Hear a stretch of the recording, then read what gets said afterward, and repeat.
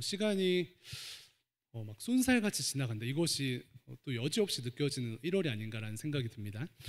남아공 단기 선교팀이 이제 벌써 내일 이렇게 출국을 합니다. 그저께인가요? 제가 그 휴대폰에다가 그 D- 며칠 이제 적어 놓는데 이렇게 굳기도 해놓고 D- 이제 5일이라고 숫자 5가 딱 뜬 거예요. 그래서 제가 팀원분들에게 그 공이 하나 어디 갔냐고 물어봤습니다. 그래서 D-50일이었는데 왜 공이 사라졌냐, 왜 5일밖에 남지 않았느냐라는 충격적인 나눔을 하였습니다. 시간이 빠름에 굉장히 이제 놀랐었는데요. 근데 새해 이제 청년 일부에 대한 우리 어떤 정체성과 또 은혜를 좀 함께 좀 집중해서 나아가고자 할 때에 지지난주에 제 설교 때 나눴던 것처럼 네트워크스라는 주제로 나아갑니다. 그래서 사실 연결됨이 역사한다, 연결됨이 효력이 있다, 연결됨을 통하여 하나님께서 일하신다, 이러한 주제로 나아가는데, 사실 이제 이 주제를 또 들으시면은 여전히 막 연결됨에 대한 부담이 있으신 청년들이 있으신 것 같아요. 그런데 계속해서 이제 소개를 드리지만 청년부에서 제시하는 연결됨이라고 하는 것은 막 강압적이거나 혹은 청년 성도된 우리를 힘들게 하려는 어떤 연결됨이 아닙니다. 그래서 개인의 취향과 또 상황을 120% 이제 배려하는 그런 연결됨을 소개하고 있습니다. 연결됨이 일한다, 또 효력이 있다, 역사한다라는 뜻에서의 한 걸음인데, 뭐 결론적으로 어찌되었든 연결됨을 통해서 개인이 살아나고요, 또 살아난 개인을 통하여서 또 그 사람과 연결된 다른 사람들이 힘을 얻습니다. 그래서 지지난주에 그 그림을 하나 보여드렸던 것을 기억하시죠? 거미줄처럼 연결되는 것인데, 누군가는 가운데에서 촘촘하게 또 디테일하게 또 힘을 주어서 연결되시면 되고요, 또 누군가는 겉에서 좀 느슨하게 겉도셔도 됩니다. 좀 느슨하게 연결되셔도 되는데, 어찌되었든 연결되는 것이 능력이다, 또 연결되는 것이 은혜다라는 이 믿음으로 우리가 나아갈 때 하나님께서 주신 은혜 가운데 승리하게 될 줄로 믿습니다. 지난주에 이제 간담회를 진행을 했는데 그 한 열댓 명 청년들이 이제 함께 했었어요. 그래서 못 오신 청년들은 이제 바쁘신 일이 있으셨거나 아니면은 공동체를 너무 신뢰함으로 내가 가지 않아도 된다, 이런 이제 마음이 있으시지 않은가 생각이 드는데, 간담회를 하면서 이제 깨달은 것 중에 하나는 무엇입니까? 그 나눔하는 것이 굉장히 중요하다라는 깨달음을 거기에 있으신 분들과 또 참여하신 분들이 느꼈습니다.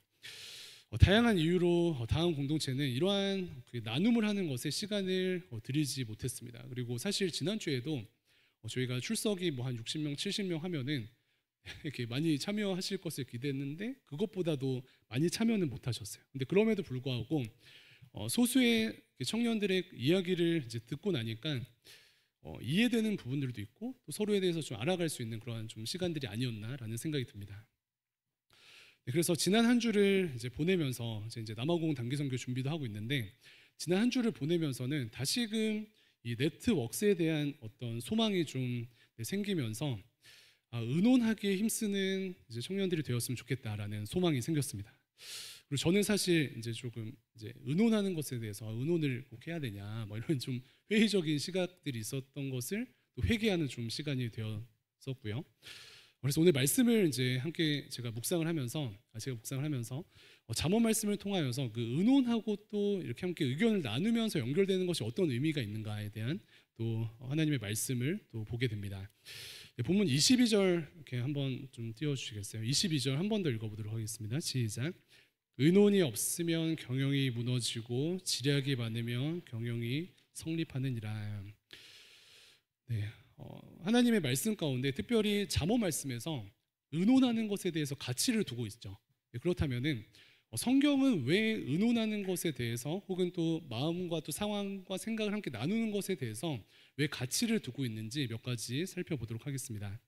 먼저는 이 말씀 보니까 의논을 통해서 함께 의논하는 분들이 친밀해진다고 합니다. 그래서 잠언 본문의 이 22절에 의논이 없으면이라고 기록된 이 의논이라는 히브리어 단어를 보면은 소드라는 단어인데 그 여러 가지 뜻 중에 친밀함이라는 뜻을 가지고 있습니다.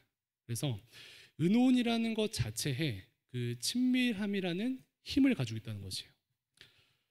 네, 그렇지 않습니까? 의논하는 것을 통해서 사실 저희가 예배 때는 같이 앉아 있는 분들도 계시고 멀리 떨어져 있는 분들도 계신데, 의논을 하거나 마음을 나누거나 또 뜻을 나눌 때에는 물리적으로 먼저 가까워지죠. 같이 앉기 때문에. 그런 친밀함이 생기는 것이고, 또 두 번째로는 그 사람의 마음이 어떠한가, 그 마음을 듣고 나니까 이제 심리적인 거리도 가까워지는 이 본문에서의 소드의 친밀함이 임하는 것이 의논의 어떤 특징 중에 하나입니다. 반대로 생각하면 어떻습니까? 의논의 부재라는 것은 친밀함의 부재라고도 할 수 있다라고 성경을 생각해 볼 수 있겠습니다. 청년 여러분, 혹시 주변에 그 사춘기 동생들 계십니까? 사춘기를 막 겪고 있는 동생들이 있으세요? 지금도 겪고 계세요? 손 들고 지금 겪고 계신 분들 계십니까? 사춘기를 겪는 이제 동생들의 어려움은 무엇이죠? 이제 귀가를 해서 집에 오면은 거실로 나와야 되는데 어디로 바로 가죠? 자기 방으로 바로 들어가는 위험성이 있습니다. 그래서 이제 사춘기 때 무언가 민망하고 또 어렵기도 해서 거실을 통과하지 않고 의논하는 것에 자신을 노출하지 않고 방으로 곧장 들어가서 의논하는 것에 문을 닫는 그 위험성이 사춘기 청소년들에게 있는 것이죠. 그래서 소위 탈선한다라는 그 친구들을 보면은 이제 탈선하는 그 맥락들 가운데 그들이 얼마나 심한 질풍노도의 시간을 보내서 뭐 탈선하는가 이런 어떤 인과관계보다 사실 더 중요한 것은 청소년들이 얼마나 부모님과 잘 의논하는가 혹은 부모님들과 잘 연결되었는가 그 여부에 따라서 탈선의 색깔이 정해지는 것을 우리는 보게 됩니다. 그래서 사실 아무리 어려운 이제 사춘기 시절을 혹은 청년 시절을 보낸다 할지라도 부모님께 그 모든 아픔과 고민을 잘 털어놓는 학생들은 결국 온전함으로 승리하는 것을 보게 됩니다. 그런데 그 질풍노도의 어떤 색깔과 그 농도가 짙지는 않아도 부모님과 잘 연결되지 못하고 혹은 그것을 잘 노출하지 못하는 청소년들은 생각보다 큰 어려움을 겪는 것을 보게 됩니다.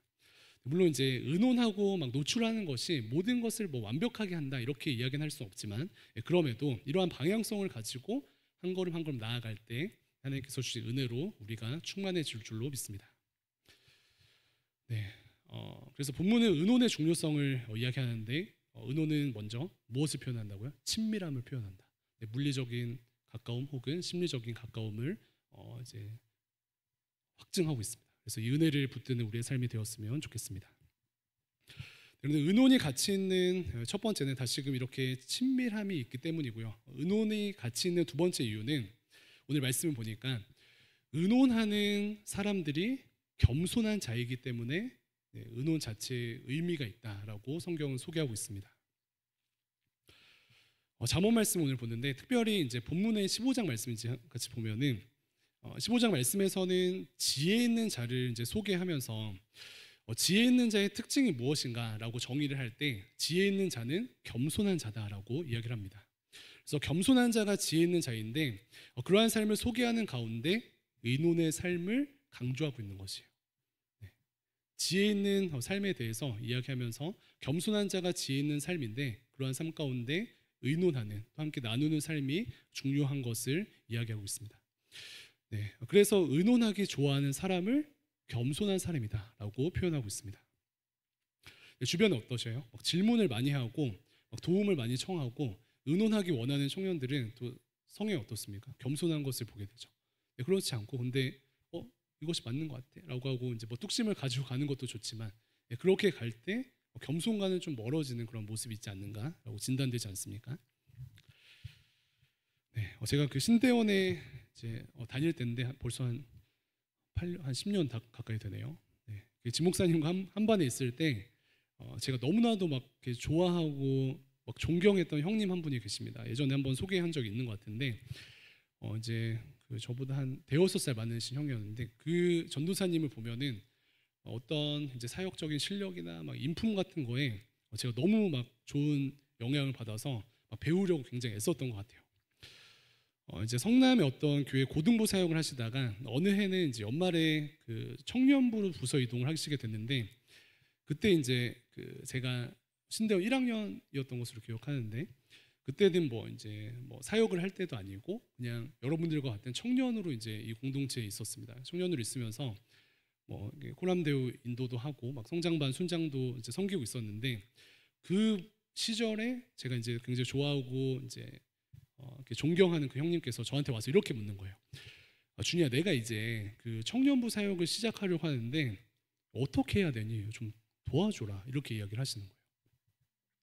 그래서 그리고 의논하기를 청하는 것입니다. 그래서 저는 나는 뭐 이제 사역 전도사도 아니고 그냥 청년부의 청년으로 서 있는데 왜 나한테 와서 아무것도 모르는 듯이 묻는 거지? 라고 생각하게 되면서 그 형님의 겸손을 보게 되었습니다.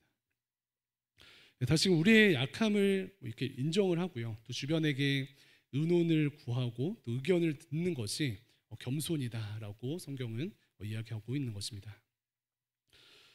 의논하는 것이 겸손이 되는 또 다른 측면에서의 적용은 이것인데요. 제자 훈련을 하거나 이제 지금 방학하고 있지만 순모임을 좀 생각해 보면은 순모임이나 제자 훈련을 성실하게 하는 청년들의 공통된 고백이 이러한 것이죠.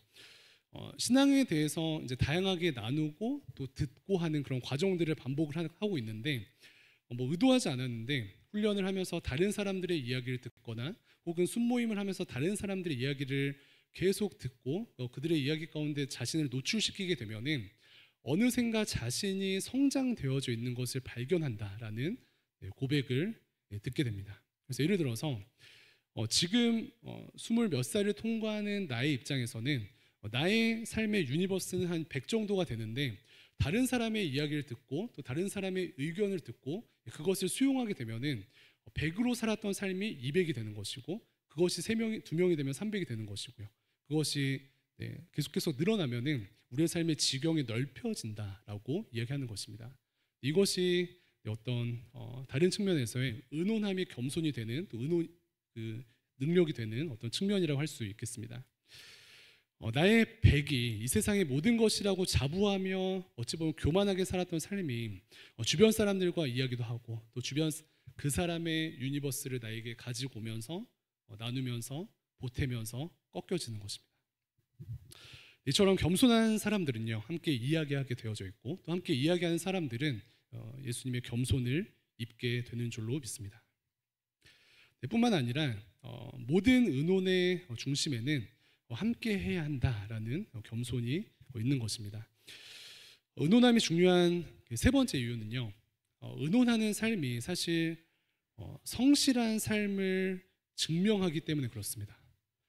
어떻습니까? 의논하는 것이 참 에너지가 많이 들지 않습니까? 그렇기 때문에 누군가와 이렇게 의견을 나눈다 혹은 누군가의 의견을 듣는다 그 사람의 의견을 나에게로 나의 삶으로 또 나의 지식으로 초청한다는 것은 사실 에너지가 드는 것입니다. 그렇기 때문에 의논하는 것은 나의 성실함을 증명하는 것이죠. 그래서 성실한 청년으로서 함께 이야기 나누는 것에 대한 가치를 두는 것이기 때문에 굉장히 중요한 것입니다. 그것을 어떻게 이렇게 느끼고 계신가요? 반대로 생각하면 어떻죠? 반대로 생각하면은 이신전심이다 하면서 내가 아 하면 하겠지, 오 하면 우 하겠지라고 하면은 굉장히 편하죠. 얼마나 편합니까? 사실 저도 이제 그런 성향의 모습을 회개하는데 우리가 내가 아 하면 하고 오 하면 우 하겠지, 이 마음이 통하겠지라는 안일함을 가지고 살아갈 때가 있습니다. 여러분들은 어떤 삶을 살고 계십니까? 이야기를 나누는 것에 소위 이제 강하여서 이제 결론적으로 성실한 삶을 살고 계십니까? 아니면은 마땅한 소통을 하지 못함으로 성실함과는 좀 거리가 있는 그러한 삶을 살고 있습니까?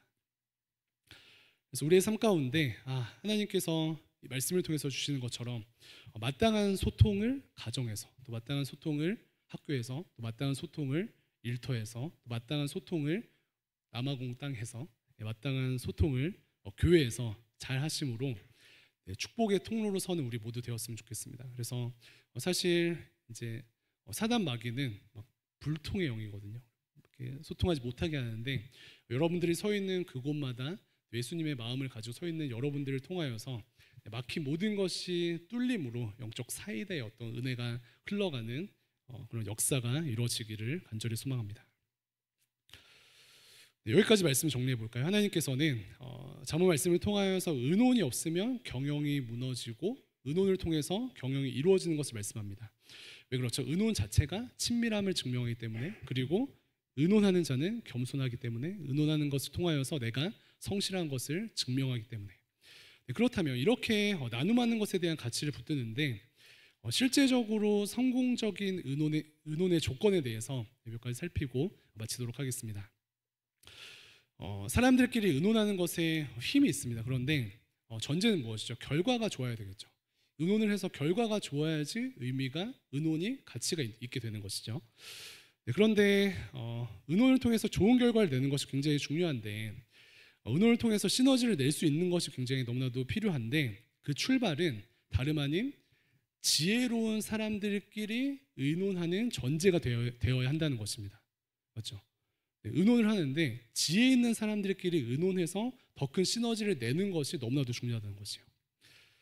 지혜 있는 자들이 머리를 맞대면 그 지혜가 시너지를 볼 것입니다. 그런데 반대로 지혜 없는 사람들이 모이면은 오히려 악을 형성하거나 혹은 지혜 없는 한 사람이 그 의논을 함께 함으로 지혜 있는 사람의 지혜를 잠식시킬 수 있는 위험까지 있지 않습니까? 그렇기 때문에 성공적인 의논과 혹은 연결됨의 완성이라고 하는 것은 지혜로운 사람들끼리 모여서 함께 의논하는 것이 전제가 되어야 하는 것입니다. 그런데 성경은 지혜 있는 자를 다름 아닌 살아계신 여호와 하나님을 경외하는 자를 지혜 있는 자라고 정의합니다. 무엇이라고요?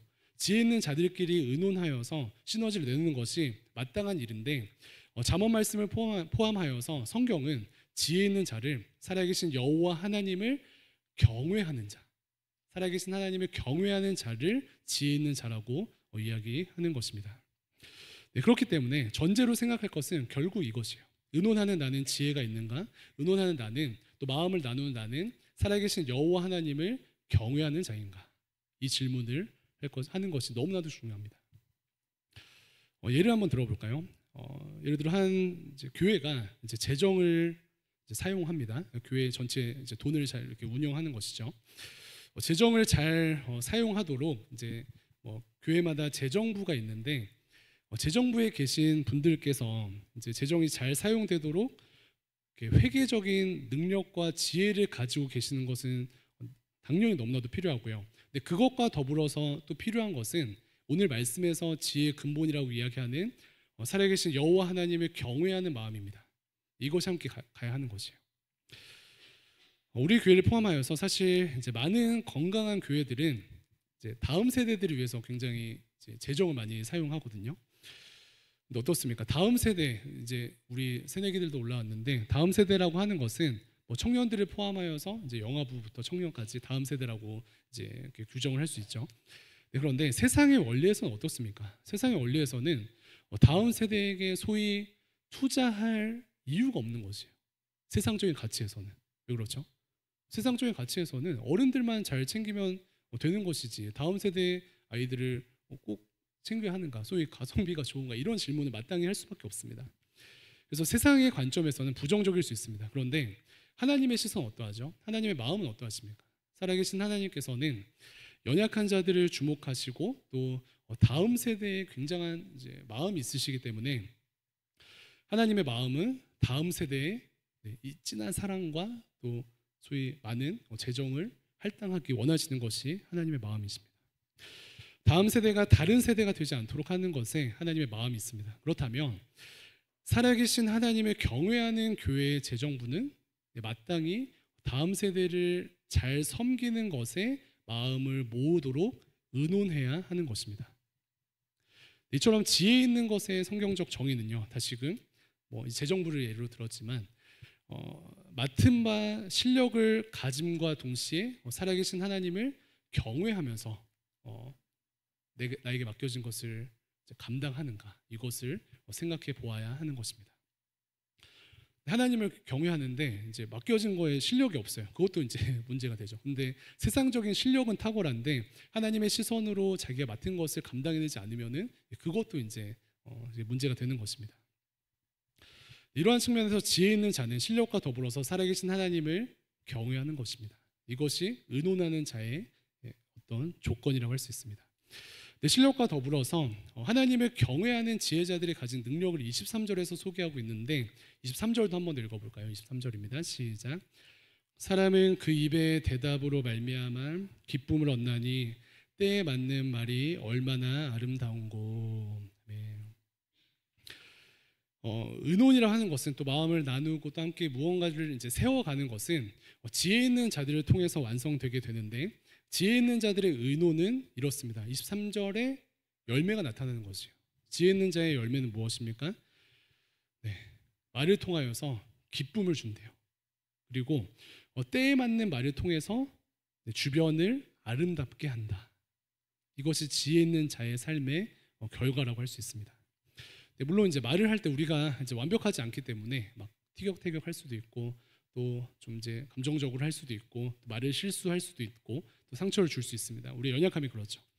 그럼에도 불구하고 지혜 있는 자로서 우리가 가정과 학교와 일터와 교회에서 여러분들이 속해 있는 모든 대화의 장은 여러분들 한 사람 때문에 그곳 가운데 하나님의 기쁨이 흘러가고, 그곳 가운데 때에 맞는 말, 이때 어떤 말을 하는 것이 가장 적절한가에 대한 진단으로 그 대화와 그곳을 아름답게 할 수 있는 축복의 통로로 서기를 주님의 이름으로 축원을 드립니다. 저도 되게 막 기도 제목이거든요. 막 이야기를 할 때 꼭 T로 접근해야 되는데 F로 가서 좀 일이 안 되거나, 막 F로 가야 되는데 T로 해가지고 상처를 주거나, 이런 이제 일들이 있는데, 이 무엇입니까? 때에 맞는 말을 하는 것이 너무나도 중요하다. 그것이 기쁨을 가져오게 하고, 그것이 그곳에 하나님의 아름다움을 충만하게 하는 출발이 된다라고 이야기하고 있습니다. 그래서 이것을 소망하면서 이런 축복의 역할을 담당하는 모든 청년들 되기를 주님의 이름으로 축원을 드립니다. 그런데 이 대화를 보면은, 대화를 통해서 기쁨이 충만하게 하고, 또 대화를 통하여서 삭막한 또 이제 척박한 곳에 아름다움이 흘러가게 하는 것이 청년 성도의 역할이라 할 수 있는데, 예수님의 어떤 대화를 생각해 보면은 그 은혜가 정말 이렇게 풍성해지는 것을 볼 수가 있거든요. 그래서 어떤 이제 신학자분들은 예수님께서 어떻게 말씀을 하셨는가, 그 막 말투를 배우심으로 그것을 적용하면서 축복의 통로로 서는 어떤 그러한 진단을 하시기도 하는데, 예수님의 말을 통해서 이런 은혜를 또 알 수가 있습니다. 예를 들어서 요한복음 8장 가운데 간음하다 붙잡힌 여인을 예수님께서 용서하시는 장면이 있습니다. 다 혹시 아시나요? 사람들이 예수님이 시험하려고 어떻게 할 것인가, 막 현장에서 간음하다 잡힌 여인을 끌고 옵니다. 예수님께서 이렇게 말씀하셔요. 그 사람들한테 야, 죄 없는 자부터 쳐라, 이러고 이제 다 가게 하십니다.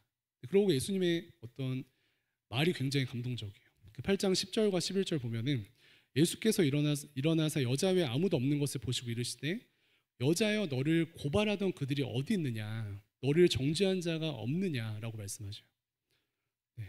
되게 간단한 것 같고 별거 아닌 것 같은데, 정죄하지 않으시고 또 기쁨으로 가져오게 하시고 회복을 명하시고 아름다움을 가져오게 하시는 예수님의 어떤 언어를 우리가 볼 수가 있습니다.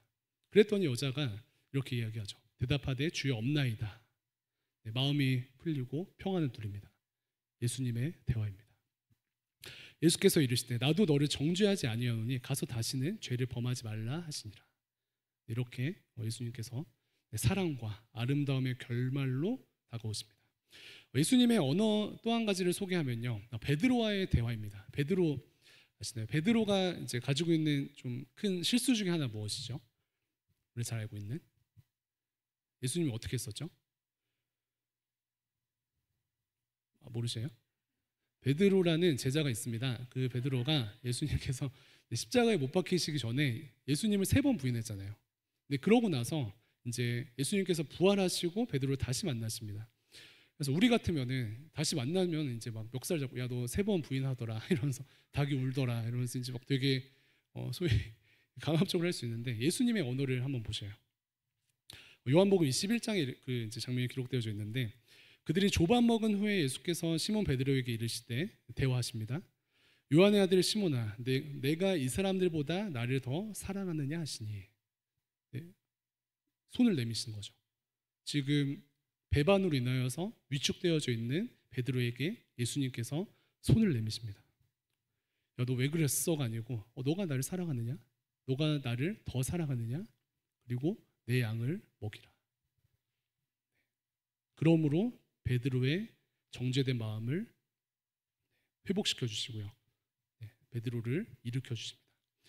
다시금 우리가 우리 안에 죄성과 또 우리 안에 막 상처가 있어서 우리의 대화를 통하여서 기쁨을 이끌어내거나 우리의 대화를 통하여서 아름다움으로 결론 맺는 것이 쉽지는 않지만 예수님을 묵상하시면서 지혜의 근본 대신 하나님을 경외함과 동시에 지혜의 근본 대신 예수 그리스도를 묵상함으로 역할을 감당할 때 우리는 승리하게 될 줄로 믿습니다. 네, 말씀을 맺으면서요. 지금 잠언 말씀 이렇게 이야기합니다. 은혼이 있으면 승리한다. 네트워크의 힘을 붙드는 우리 되기를 소망합니다. 지혜 있는 자의 은혼에 힘이 있는데 지혜는 살아계신 하나님을 경외하는 자가 지혜가 있는 자다라고 이야기합니다. 그래서 우리는 은혼이라고 하면은 은혼하기에 빠르죠. 그런데 사실은 살아계신 하나님과 의논하기에 빠르고 그것에 탁월한 청년들이 모여서 의논하기 시작할 때 하나님의 역사가 일어나게 될 줄로 믿습니다. 네, 그럴 때 때에 맞는 말을 하는 축복의 통로가 될 것입니다. 여러분을 통하여서 기쁨이 주변에 흘러가게 될 것이고요. 여러분을 통하여서 척박하고 메마른 그 땅 가운데 오늘 본문 말씀이 약속하는 아름다움이 임하게 될 것입니다. 이것을 소망하시며 승리하는 우리 모두 되기를 주님의 이름으로 축원을 드립니다. 네, 두 번 인사하실 텐데 옆에 있는 분들에게 대화하면 뚫립니다 라고 3명 이상 인사하시겠습니다. 시작. 대화하면 뚫립니다. 한 번 더 인사하실 때 하나님을 경외하는 지혜자 되세요. 시작. 하나님을 경외하는 지혜자. 네, 기도하겠습니다.